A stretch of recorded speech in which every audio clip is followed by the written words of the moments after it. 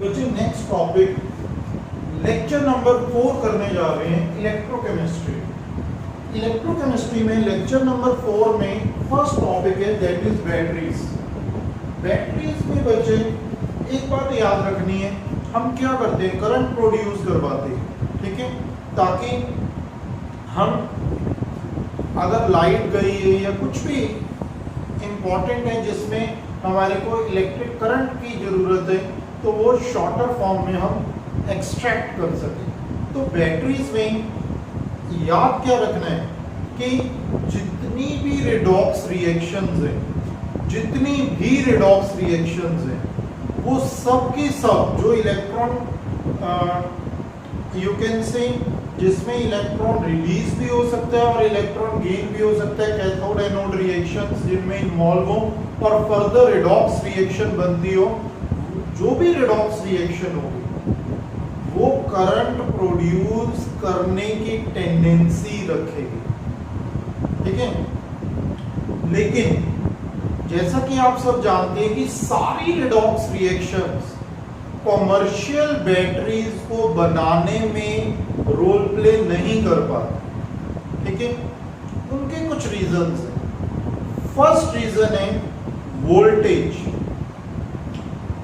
देखिए बच्चे, proper voltage को मेंटेन रखना बहुत इंपॉर्टेंट है, अदरवाइज कोई भी अप्लायंसेस जो आप यूज कर रहे हैं उसमें डिफेक्ट आ सकता है। तो ड्रॉप ऑफ वोल्टेज या एकदम अप चली जाए वोल्टेज तो बच्चे वो सेल्स हम कॉमर्शियली यूज नहीं कर सकते, ठीक है। तो आपको समझना होगा कि वही रेडॉक्स रिएक्शंस कॉमर्शियली यूज की जाती हैं, उन्हीं के सेल्स बनाए जा सकते हैं जो कि बहुत जल्दी drop you can say fluctuate ना हो, वोल्टेज फ्लक्चुएशन बहुत ज्यादा ना हो, ठीक है। तो कुछ रेडॉक्स रिएक्शंस यहां पे। सेकेंड, वो रेडॉक्स रिएक्शंस ही यूज में आती हैं जिनसे जो बैटरीज बने वो कंपैटिबल हो, पोर्टेबल हो, रफली हम उसे यूज कर पाए, one place to another place transfer कर पाए। तो ये बात ध्यान रखना है कि वोल्टेज और पोर्टेबिलिटी ये दो चीजें बहुत इंपॉर्टेंट है for forming batteries from any redox reaction. Next बच्चे हम सेल्स बताने लगे हैं, 3 टाइप्स के cells possible. First one primary cell. Primary cell कौन से होते हैं? देखिए बच्चे, वो सेल जो कि एक बार यूज करने के बाद डेड हो गया तो उसे रीयूज नहीं कर सकते, उन्हें हम प्राइमरी सेल कहते हैं, ठीक है। एग्जाम्पल है ड्राई सेल। सेकेंडरी सेल्स वो बैटरीज जो बार बार रीयूज हो सके, हम चार्ज कर सके, ठीक है। तो लेड स्टोरेज बैटरीज एग्जाम्पल है। Third one is fuel cells. Fuel cells की अगर हम बात करें, ये वो सेल्स हैं जो कि फ्यूल्स को बर्न करने पे जो एनर्जी प्रोड्यूस होती है उस प्रोड्यूस्ड एनर्जी को इलेक्ट्रिकल एनर्जी में कन्वर्ट कर दिया जाता है, उन्हें हम फ्यूल सेल्स कहते हैं। तो जब तक हम फ्यूल प्रोवाइड करते रहेंगे इलेक्ट्रिक करंट प्रोड्यूस होता रहेगा। और इसमें देखिए जैसे कि energy produce during combustion of fuels such as hydrogen, carbon monoxide, methane etcetera is directly converted into electrical energy. Example है हाइड्रोजन ऑक्सीजन फ्यूल सेल, ठीक है। ये तो 3 टाइप्स ऑफ सेल्स हैं जो कि एक बार डेड हो गया दोबारा रीयूज ना हो सके, प्राइमरी दोबारा से रीयूज हो सके, सेकेंडरी, और फ्यूल बर्न करने पे जो एनर्जी प्रोड्यूस हो उस एनर्जी को हम इलेक्ट्रिकल एनर्जी में कन्वर्ट करें, उसे हम फ्यूल सेल बोलते हैं। वन बाय वन मैं आपको एग्जांपल्स बताऊंगा primary, secondary and fuel cells के, ताकि आपको आइडिया हो कि किस तरह के सेल्स अभी तक पाए गए हैं और कैसे हम उन्हें समझेंगे। आपको बच्चे 2-3 चीजें याद रखनी है कि अगर कोई भी आप सेल पढ़ रहे हो एज एन एग्जांपल, आपको रिएक्शंस याद होनी चाहिए, कितना करंट प्रोड्यूस करता है कोई भी सेल वो याद होना चाहिए, और अगर डायग्राम नीडेड है तो वो डायग्राम पता होना चाहिए। तो ये तीनों चीजें किसी भी सेल की आपको याद करनी है, बहुत इंपॉर्टेंट। तो देखिए सबसे पहले हम करेंगे प्राइमरी सेल। प्राइमरी सेल और ड्राई सेल्स बड़े ध्यान से कंसंट्रेशन से समझिएगा। प्राइमरी सेल्स और ड्राई सेल्स क्या होते हैं, ठीक है। देखिए ये डायग्राम है ड्राई सेल, ठीक है। इसमें क्या क्या है देखिए, सबसे पहले तो मेटल कैप है। ये जो लाइन पोर्शन है, this is used as a graphite and this is graphite and used as a cathode है। आउटर पोर्शन, जो सेल का आउटर पोर्शन है, उसे हम zinc as an anode use करते हैं। जिंक ये नेगेटिवली चार्ज होता है और ये पॉजिटिवली चार्ज होता है, ठीक है। इसके बाहर बिल्कुल देखिए रेड मार्कर से जो मैंने डैशेस बनाए, ये क्या है, manganese oxide plus carbon, manganese oxide plus carbon, और उसके आउटसाइड पोर्शन में paste of ammonium chloride and zinc chloride, paste of ammonium chloride and zinc chloride, ठीक है। अब देखिए रिएक्शन क्या होगी। एट एनोड ऑब्वियस है जिंक क्लोराइड का, बाहर की साइड क्या है, जिंक पड़े, ठीक है ना।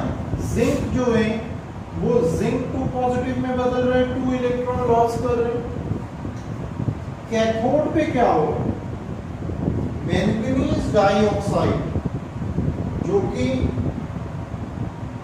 रेडिश पोर्शन में मैंने बनाए, और अमोनियम आयन जो बाहर की साइड है। अमोनियम क्लोराइड से क्लोराइड निकल गया तो क्या बचा, अमोनियम आयन। उसमें अगर 2 इलेक्ट्रॉन ऐड करते हैं क्या बनेगा, Mn2O3, और अमोनिया प्लस वाटर। ये कैथोड पे रिएक्शन हो रही है, याद करनी पड़ेगी।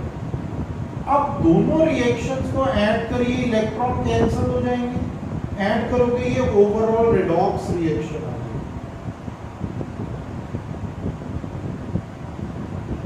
ये कैथोड पे हो क्या रहे, +4 से +3 ऑक्सीडेशन स्टेट तक जा रहा है मैंगनीज, है ना। तो इस तरह आपको बैलेंसिंग करेंगे तो इस तरह की रिएक्शन आ जाएगी। ऐड करेंगे रिडॉक्स रिएक्शन आ जाएगी, जिसमें जिंक 2 पॉजिटिव में ऑक्सीडेशन हो रही है, और मैंगनीज +3 से +4 से +3 पे जा रहे हैं तो रिडक्शन हो रही है, तो रिडॉक्स रिएक्शन हो गई। ये रिडॉक्स रिएक्शन के कारण करंट प्रोड्यूस हो, ठीक है। जो आप सेल्स, पेंसिल सेल्स जिसे कहते हैं, वो ड्राई सेल ही बेसिकली हैं, ठीक है। और एक बात आपको नोट क्या रखनी है, जो अमोनिया प्रोड्यूस हो रहे हैं, देखिए रिडॉक्स रिएक्शन में अमोनिया प्रोड्यूस हो रहा है। जब आप पेंसिल सेल्स यूज करते हैं तो अमोनिया तो नहीं रिलीज हो रहा होता है as a gaseous form, in the gaseous form. तो बच्चे क्या होता है कि अमोनिया जो प्रोड्यूस होता है उसको जिंक 2 पॉजिटिव अट्रैक्ट करता है, ठीक है। और जो क्लोराइड आयंस है, जो इधर शो नहीं किया लेकिन हमने डाले हुए हैं, देखिए जिंक क्लोराइड की फॉर्म में भी है क्लोरीन, और अमोनियम क्लोराइड की फॉर्म में भी क्लोरीन है। क्लोरीन और जिंक को पॉजिटिव अमोनिया को अट्रैक्ट करके एक कॉम्प्लेक्स बना लेते हैं, ये बहुत इंपॉर्टेंट है, ठीक है। ये कॉम्प्लेक्स जो बनता है जिसके कारण अमोनिया हमारे को टेंसिल सेल में से रिलीज होता हुआ नहीं दिखता।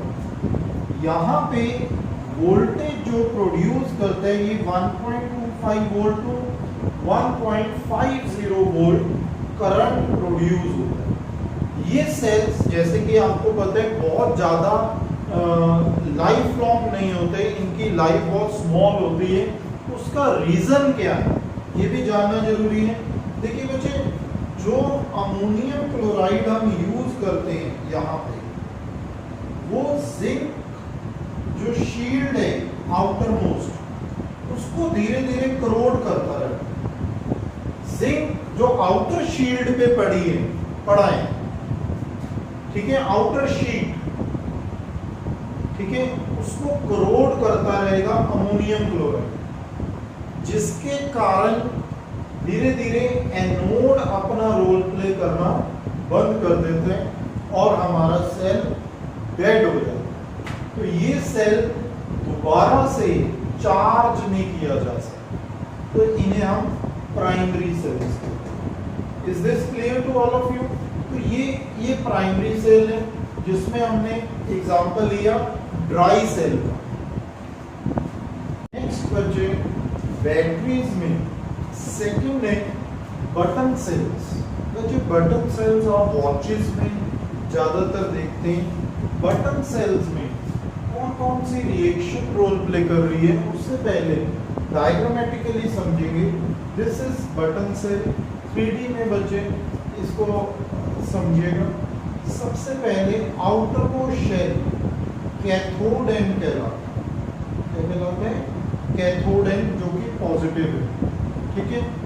Zinc oxide and potassium hydroxide के इलेक्ट्रोलाइट से ये बना है, ठीक है। जिंक ऑक्साइड और पोटेशियम हाइड्रोक्साइड को मिला के ये बना है outer most shell of button cell, ठीक है।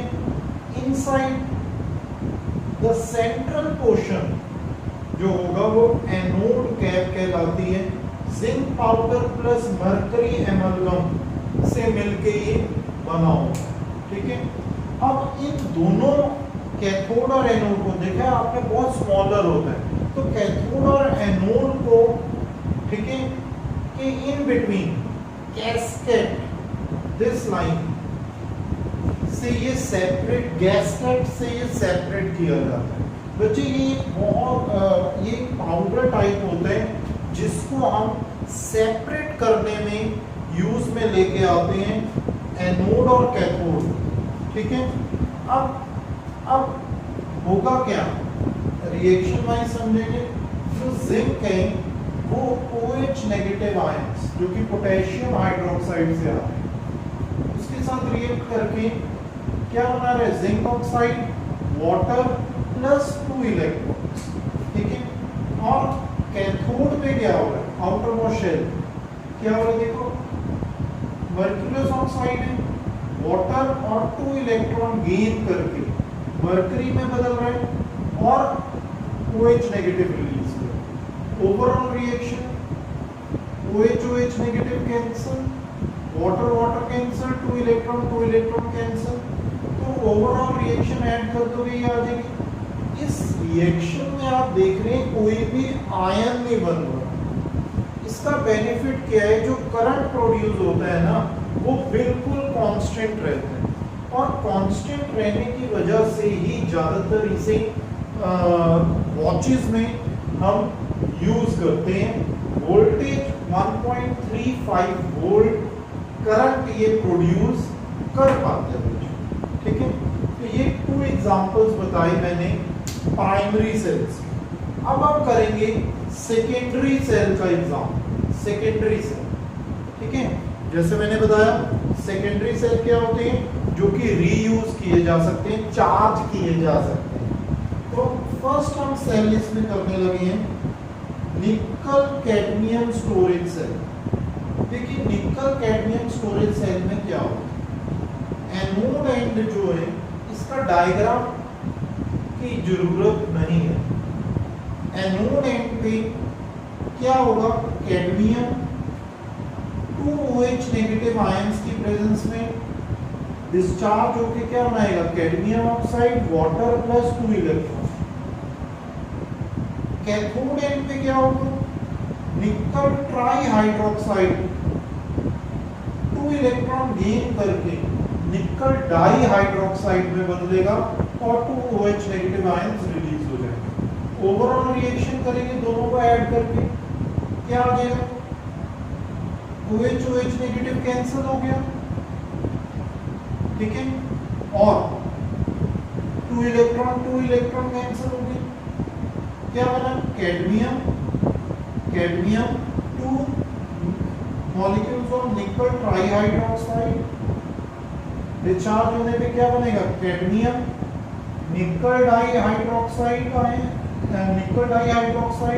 और वाटर। यहाँ पे आप एट इक्विलिब्रियम रिएक्शंस देख रहे हैं जिसमें राइट साइड जाएंगे तो डिस्चार्ज होगा, लेफ्ट साइड जाएंगे तो चार्ज होगा। मतलब जब हम बाहर से उसे करंट प्रोड्यूस करवाएंगे, करंट सप्लाई करवाएंगे, तो ये रिएक्शंस ऑपोजिट हो जाएंगी और चार्ज होने लग जाएगा, यू कैन सी, ठीक है। तो इस तरह से चार्जेबल प्रोसेस भी हो पाती है। एक इस निकल कैडमियम स्टोरेज सेल में एक इंपॉर्टेंट पॉइंट नोट करने वाला क्या है, the reaction products generally remain sticking to the electrodes. होता क्या है कि जो इलेक्ट्रोड्स हैं वहां पे ये जो प्रोडक्ट्स बन रहे हैं ना, ये जो प्रोडक्ट्स बन रहे हैं ये स्टिक हो जाते हैं, ठीक है। तो ठीक है, और जब हम बाहर से करंट देते हैं, सप्लाई करते हैं चार्ज करने के प्रोसेस में, तो वो कन्वर्ट हो जाते हैं, दोबारा से वापस आ जाती है रिएक्शन और सेल जो है वो चार्ज हो जाता है। तो ये बच्चे बहुत ही इंपॉर्टेंट लाइट वेटेड सेल है जो कि ज्यादातर यूज किया जाता है। वोल्टेज इसकी 1.40 वोल्ट है, ठीक है। इसमें मत समझिए कि इतनी कम वोल्टेज नहीं, इनको सीरीज में कनेक्ट कर देते हैं, ठीक है, और हायर वोल्टेज करंट प्रोड्यूस करवाया जाता है इन सेल्स के थ्रू। तो ये बच्चे मैंने आपको सेकेंडरी सेल का फर्स्ट एग्जांपल कराया। इस बच्चे हम करेंगे सेकेंडरी सेल का सेकेंड एग्जांपल कराने जा रहा हूं, that is lead storage cell. बहुत इंपॉर्टेंट है, दिस इज वेरी इंपॉर्टेंट, बड़े अच्छे से समझिएगा। इसमें हो क्या रहा है, पहले डायग्राम को समझते हैं, ठीक है। This is negative and this is positive and, ठीक है। Negative and used as anode and positive and used as cathode, ठीक है। यहाँ पे शीट्स टाइप, ठीक है, ऑल्टरनेट पोजीशन पे कैथोड एनोड रखा गया, ठीक है। कैथोड जो है लेड ग्रिड्स हैं जो कि फिल की गई हैं लेड ऑक्साइड से, ठीक है, और एनोड पे लेड ग्रिड्स हैं फिल्ड विद स्पॉन्जी लेड, ठीक है। डिफरेंस क्या है, यहाँ पे लेड ऑक्साइड के साथ फिल किया गया लेड ग्रिड्स को, मतलब उनसे बनी, और इसमें एनोड पे लेड ग्रिड्स को फिल किया गया स्पॉन्जी लेड से। ऑल्टरनेट पोजीशन पे इन्हें रखा गया शीट्स की फॉर्म में, थिन शीट्स की फॉर्म में, ठीक है। अब इसमें इस बैटरी में जो आप नॉर्मल घर पे बैटरी ज्यादातर यूज करते हैं वो लेड स्टोरेज बैटरीज होती हैं, इसलिए ये टॉपिक बहुत इंपॉर्टेंट हो जाता है। H2SO4 को एज एन इलेक्ट्रोलाइट रखा गया है। याद रखें इन ग्रिड्स को अबाउट 38% इस H2SO4 सॉल्यूशन में डिप किया जाता है, ठीक है। मतलब यहां तक अप्रॉक्सीमेट 38% तक लेड ग्रिड्स को H2SO4 में डिप किया गया, ठीक है। तो अब रिएक्शन वाइज समझेंगे, एनोड पे जो रिएक्शन हो रही है, लेड जो है लेड 2 पॉजिटिव में बदल रहा है, 2 इलेक्ट्रॉन लॉस कर रहा है। ये जो लेड 2 पॉजिटिव बना एज सच सल्फेट आयन के साथ मिलके लेड सल्फेट में बदल जाएगा। तो we can say that lead जो है वो लेड सल्फेट में बदल रहा है, जो कि फर्दर प्रेसिपिटेट होगा। ठीक है, अब कैथोड पे क्या होगा, lead oxide 4H positive ion की प्रेजेंस में 2 इलेक्ट्रॉन गेन करके किसमें बदल रहे हैं, अगेन लेड 2 पॉजिटिव आयंस में बदल रहे हैं। जैसे इसमें 2 पॉजिटिव, इसमें भी 2 पॉजिटिव आयंस में बदल रहे हैं और 2 वाटर मॉलिक्यूल्स रिलीज कर रहे हैं। अब lead 2 positive, same lead 2 positive again sulphate ion की प्रेजेंस में लेड सल्फेट में बदल जाएगा, जो कि फर्दर प्रेसिपिटेट आउट हो जाएगा। अब ओवरऑल रिएक्शन बड़े ध्यान से समझनी पड़ेगी, नॉर्मल नहीं है, ध्यान से समझनी पड़ेगी। ओवरऑल रिएक्शन बचे एनोड पे, देखिए हमारे पास एनोड पे क्या पड़े, लेड पड़े, जो कि हमने लेड यूज कर लिया, और कैथोड पे क्या पड़े, लेड ऑक्साइड, जो कि ये हमने यूज कर लिया lead oxide. 4H positive ions हैं, 4H पॉजिटिव आयंस हैं। सल्फेट आयंस भी हम यूज कर रहे हैं दोनों में, तो ऐड हो जाएंगे।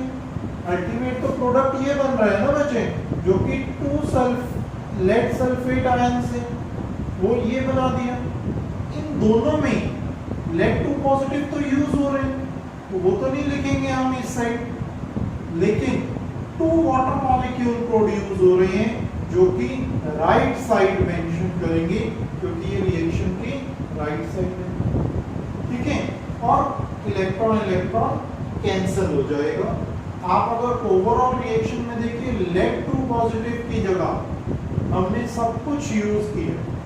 ठीक है, क्योंकि लेड 2 पॉजिटिव दोबारा से रिएक्ट हो रहे हैं और लेड सल्फेट में बदल रहे हैं, इसलिए हम लेड 2 पॉजिटिव को यहाँ पे कहीं पे भी मेंशन नहीं कर रहे। तो ये ओवरऑल रेडॉक्स रिएक्शन आ गई।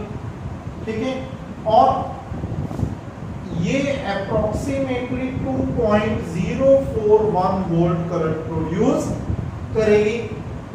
इनको हम सीरीज में 6 सेल्स को मैक्सिमम कनेक्ट कर सकते हैं, जो कि 12 वोल्ट हमारे को प्रोड्यूस करेगा। जो मैक्सिमम बैटरी स्ट्रेंथ जो आप हाउसहोल्ड में यूज करते हैं वो 12 वोल्ट बैटरी होती है, जो कि इस तरह सेल्स को 6 सेल्स को कनेक्ट करके बनाई जाती है। ठीक है, अब बहुत इंपॉर्टेंट है कुछ पॉइंट्स, देखिए नोट करने वाली बात है। डिस्चार्जिंग रिएक्शंस, डिस्चार्जिंग रिएक्शन क्या होती है, जब रिएक्टेंट प्रोडक्ट में जा रहा है। ठीक है, क्या हो रहा है, सल्फ्यूरिक एसिड इज कंज्यूम्ड। देखो सल्फेट आयन कंज्यूम हो रही है कि नहीं, बोलो बोलो। तो सल्फेट आयन कहां से आ रहे हैं, H2SO4 में से। तो सल्फ्यूरिक एसिड कंज्यूम हो रहे हैं और वाटर कंज्यूम हो रहा है। ठीक है, और water is form, sorry water बनता जा रहा है। मतलब ये सल्फ्यूरिक एसिड में जो यहाँ पे पड़ा है, इसमें सल्फेट आयन निकलते जा रहे हैं, जो कि यहाँ पे यूज होते जा रहे हैं, है ना, और अल्टीमेटली वाटर बनता जा रहा है। अब as a result specific gravity of sulphuric acid falls. Obviously specific gravity sulphuric acid की फॉल हो जाएगी, कम हो जाएगी। और जब इसकी स्पेसिफिक ग्रेविटी 1, याद रखना 1.139, याद रखना, दोबारा बोल रहा हूं 1.139 तक पहुंच जाएगी, तब हमारे को सिग्नल आ जाएगा इन्वर्टर में कि भाई बैटरी चार्ज करने की जरूरत पड़ चुकी है। ठीक है, अब चार्जिंग प्रोसेस समझेंगे, उससे पहले ये भी समझ लें कि इसकी सेल रिप्रेजेंटेशन कैसे लिखते हैं। लेड जो है लेड सल्फेट में बदल रहा है, लेड ऑक्साइड फर्दर लेड में कन्वर्ट किया जाता है, रिएक्शन वाइज भी कर रहे हैं। ठीक है, और H2SO4 की प्रेजेंस में।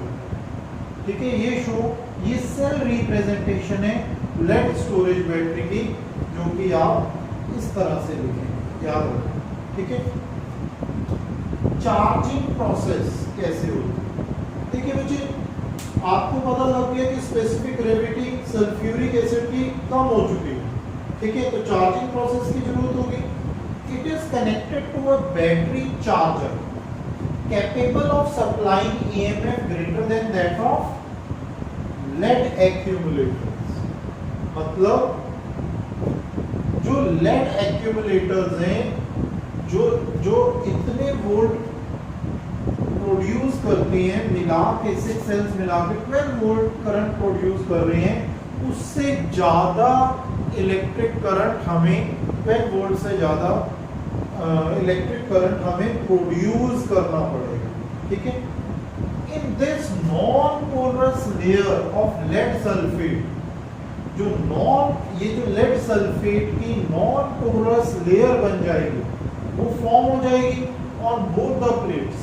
क्यों फॉर्म होगी? क्योंकि लेड सल्फेट बाहर आ रहा है ओवरऑल रिएक्शन में, ठीक है, which does not decompose during subsequent charging, वो फर्दर डिकम्पोज नहीं होगा, which further does not decompose during subsequent charging, और सब्सिक्वेंट चार्जिंग के थ्रू नहीं डिकम्पोज होता। और चार्जिंग प्रोसेस में क्या होता है, ये जो लेड सल्फेट है वाटर की प्रेजेंस में, ये रिएक्शन किस में बदल जाएगा? लेड में, लेड डाइऑक्साइड में, और 4H पॉजिटिव और सल्फेट आयन क्या बन गया? Sulphuric acid. मतलब ये जो ओवरऑल रिएक्शन है ये रिवर्स हो जाएगी। याद करने की जरूरत नहीं पड़ेगी ये रिएक्शन, क्योंकि यही रिएक्शन रिवर्स हो रही है। इस तरह से चार्जिंग प्रोसेस होगी। चार्जिंग प्रोसेस बहुत इंपॉर्टेंट है इसमें, जो कि आपको याद होनी चाहिए। आपको पहले तो डायग्राम बताया मैंने, एनोड पे जो रिएक्शंस हो रही थी, कैथोड पे ओवरऑल रिएक्शंस बताई, वोल्टेज बताई, सीरीज में कनेक्ट कैसे हुआ वो बताया। फर्दर कब हमारे को चार्जिंग की जरूरत पड़ेगी वो बताया। उसके बाद सेल रिप्रेजेंटेशन बताई, चार्ज कैसे करते हैं वो बताया। तो ये था बच्चे सेकेंडरी सेल का एग्जांपल, लेड स्टोरेज सेल।